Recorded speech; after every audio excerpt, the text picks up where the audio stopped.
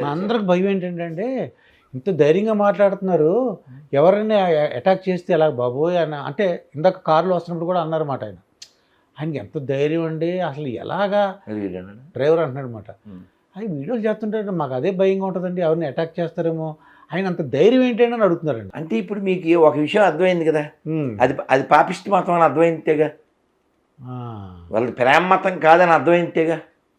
ప్రేమ మతం ఇప్పుడు ఒక చెంపపై కొడితే మరో చెంప చూపించమని అన్నాడు మా యేసుబాబు అంటారు కదా, నిన్ను వాళ్ళని పొరుగు అని ప్రేమించుము అన్నాడు అంటారు కదా. మీరు ఎక్కడ ప్రేమిస్తున్నారు? ఒరే రథమనోహర్, ఒరే పిలక, ఒరే గుండు, నీకు నరకం తప్పదురా, నిన్ను మా ఓడు యేసుబాబు నిన్ను వేయించేస్తాడురా అని కామెంట్లు పెడుతుంటారు. నన్ను కొడక అన్నోనే నేను క్షమిస్తున్నాను కదా సార్. ఓకే, మామూలు మనిషిని సార్, ఆర్డినరీ సార్. నేను నిన్న కాక మొన్న 3 రోజుల క్రితం చందానగర్లో ఉన్నప్పుడు పేరు పర్లేదని ఫోన్ చేశాను. కాకపోతే ఫోన్ చేస్తాను మీ ముందు మళ్ళీ.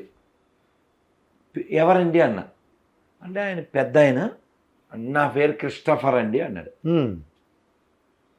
ఏం చేస్తుంటారన్న, అయ్యగారు నేను పాస్టర్ని అండి అన్నాడు. అంటే నేనే పాస్టర్ని అనుకున్నాడు. పెద్ద ఆయన కదా, ఎవరో నెంబర్ ఇచ్చి నాకు చేయమని ఉంటారు.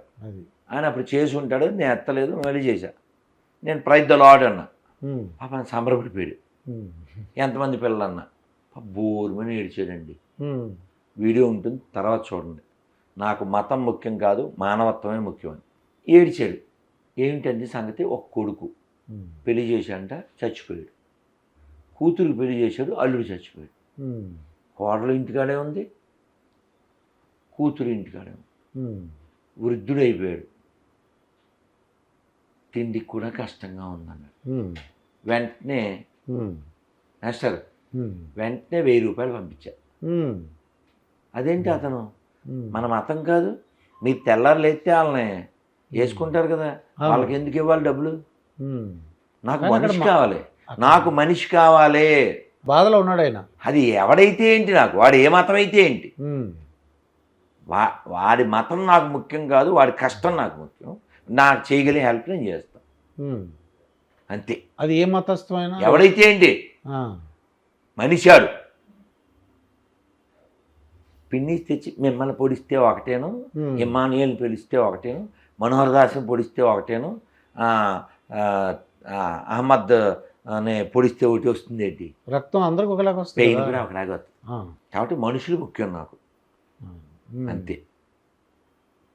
నేను చెప్తాను సార్, ఏ స్టేజ్ మీదనే చెప్తా, my first priority humanity, not religiosity.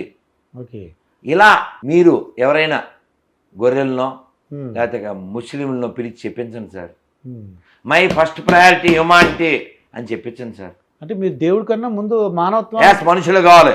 కనబడేవాడిని ప్రేమించినప్పుడు నీ తొక్కలో మతం ఏది అక్కర్లేదు నాకు. వీడిని వాడిని మిమ్మల్ని ప్రేమించకపోతే ఎందుకు ఆ మతం? వీడు నా మతం కాదు, వీడు నా ఊరు కాదు, అయితే ఏమిటి వాడు మనిషి, వాడు మనిషి. మీరు ఒకసారి చెప్పించండి సార్, ఎవరన్నా ముస్లిం క్రైస్తవుని పిలిచి. నేను ఒకటి చెప్తాను ఇప్పుడు, అది చెప్పించాను. ఏమని? వీళ్ళ దగ్గర భగవద్గీత తప్ప బైబిల్ ఖురాన్ ఉండదు కదా, ఇక్కడ ఉన్నాయి అనుకోండి. పోనీ కాసేపు బైబిల్, ఖురాన్, భగవద్గీత అనుకోండి, ఈ 3 అనుకోండి. ఓకేనా? పచ్చకుంది కాబట్టి ఇది ఖురాన్ అనుకోండి. నేను చెప్తున్నాను పబ్లిక్లో రికార్డు, మొన్న కూడా ఏదో ఛానల్లో చెప్పాను, మళ్ళీ చెప్తున్నా. నాకు ఈ 3 పుస్తకాల కంటే కనబడే 700 కోట్ల మంది మనుషులే ముఖ్యం మీకు అని నేను చెప్తున్నాను. సంతకం పెడతా కావాలితే. My first priority humanity. ఇంకోటి కూడా చెప్తా, నేను కొలిచే రాముణ్ణి, కృష్ణుని, శివుణ్ణి, అమ్మవారిని అందరూ కొలకపోయిన వాళ్ళందరూ బాగుండాలి నేను చెప్తా.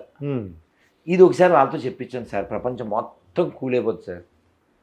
నేను నమ్మే అల్లానే అందరూ నమ్మక్కర్లేదు అని ముస్లిము, నేను నమ్మే యేసుని అందరూ నమ్మక్కర్లేదు, ఎవడిష్టం ఆడిది అని క్రైస్తవులు చెప్పేచ్చే, మొత్తం ప్రపంచం కూలైపోతుంది సార్. ప్రాబ్లం అది కదా.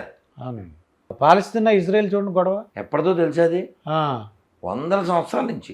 దేనికో తెలుసా? ఒక ప్రార్థనా స్థలం అంటాడు. అది దేనికో తెలుసా? గట్టిగా 300 అడుగులు ఎంత అంతే సార్. దానికోసం ఇప్పటికీ ఆ. 100 కోట్ల మందిని చంపేసి ఉంటారు సార్. మీరు ఉపన్యాసం ఇస్తారేంట్రా పీస్ గురించి? మేము వినాలి. మీరు కాఫీ తాగేసి వచ్చి కాఫీ ఎందుకు తాగకూడదు అంటే ఎంత వరస్ట్గా ఉంటుంది అంటారు. తెల్లారు లేస్తే ఆ పీస్ కోసం మీరు కోట్ల మందిని చంపేసి, పీస్ అంటే ఆ చిన్న ముక్క, ఆ స్థలం ముక్క. నేను చెప్పింది ఇంకో piece. You are giving lecture about peace. ఏం పీసు? ఓకే, శాంతి గురించి. But you are making people peace world peace for a small piece. అర్థమే ఉంటుంది. అదే నాకు ఆశ్చర్యంగా ఉంది. చిన్న స్థలం గురించి ఇంత ఇజ్రాయేల్ ప్రపంచవ్యాప్తంగా అంటే మొత్తం అన్ని దేశాల మధ్య గొడవలు వచ్చేస్తున్నాయి, రేట్లు పెరిగిపోతున్నాయి. నువ్వు మనుషులకి ప్రయారిటీ ఇస్తే ఇన్ని మాటలు ఎందుకు సార్? మీకు అర్థమయ్యేలా చెప్తాను. పాకిస్తాన్ ఎక్కడదే? మనదేగా. మనదండి. మన దాంట్లోంచి వెళ్ళిన పార్టీ. లవుడు పరిపాలించాడు. లవుడు ఎవరు? రాముడు వారు అబ్బాయి. లాహోర్ తెలుసా? అదే ఇది లాహోర్. ఓకే, లవుడు పరిపాలించింది. ఇంకా చాలా ఉన్నాయి అలాంటి ప్లేసెస్. ఇప్పుడు అక్కడ మరి రామాలయం చికెన్ షాప్ అయింది తెలుసా? అమ్మవారి గుళ్ళు ఒచ్చల దొడ్లేని తెలుసా? ఎందుకని? అక్కడ హిందువులు లేరు కాబట్టి. హిందువులు ఎందుకు లేరు? పందులు పెరిగినాయి కాబట్టి. పందులు ఎందుకు పెరిగినాయి? మనం తగ్గాం కాబట్టి. ఎవరైనా అబద్ధం ఆడితే బీపీ వచ్చేది సార్. ఒకసారి నుంచోండి. హైటు మన దాని ఇద్దరు ఒకే హైట్. ఎవరు ఎక్కువ ఉన్నారు? అందులో ఉన్నా ఎక్కువ ఉన్నారు. ఇప్పుడు ఈయన పక్కన రానాని పెడదాం. ఈయన మేమిద్దరం సేమ్ హైట్ అన్నాడు అనుకో, బీపీ వద్దా లేదా మనకి? సేమ్. నాకు కూడా అంతే. నువ్వేం బైబిల్ చదవవు, నువ్వు ఖురాన్ చదవవు, భగవద్గీత చదవవు, అన్నీ ఒకటే కదా అంటే మరి మండుద్ది. అందుకే రియాక్ట్ అవుతున్నాం.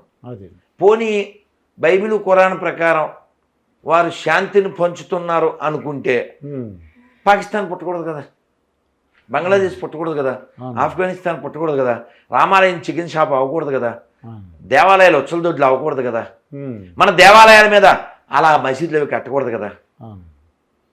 నిన్నగాక మొన్న పార్లమెంట్లో అసదుద్దీన్ ఓవైసీ బాబర్ అనే దొంగోడి పేరు మీద ఇక్కడ కట్టడం ఉండాలని కోరుకోకూడదు కదా. కాబట్టి నీకు సిగ్గు ఉండాలి కదా, ఎవరిని భయ్యా అనాలో అనకూడదు, నువ్వు మారాలి కదా.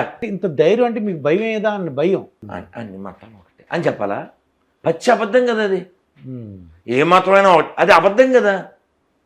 పోనీ మీకు అర్థమయ్యేలా చెప్తాను, మీరు చెప్పండి మీ నోటితో. 5,000 సమానమా? అన్నీ డిఫరెంట్గా ఉన్నాయి కదా. పోనీ అమ్మ షాపులో బొమ్మ సమానమా? కాదండి. గుళ్ళో నంది ఊళ్ళో పంది సమానమా? కాదండి. ఆవును మేపేవాడు ఆవును మేసేవాడు సమానమా? అది వేరు ఇది వేరు కదండి. మేపేవాడు వేరు, మేసేవాడు వేరు. 4 చెప్పానా? సర్వేజన సుఖనోభవంతో అంటాం అని చెప్పే సనాతన ధర్మం.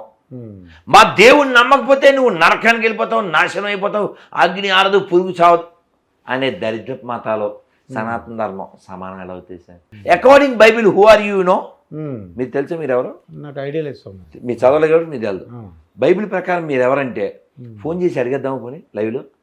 కాదు సార్, మనం ఏదో రామాయణం విన్నాం, ఏదో భౌతికత విన్నాం, చాగంటి గారిది విన్నాను, గరికపాటు విన్నాను, అవి ఆ నాలెడ్జ్ ఉందండి నాకు. మనం అన్ని ఒకటే అని అబద్ధం చెప్తారో చెప్పరు మీరు? ఎవరి మతం వాళ్ళదే కదా.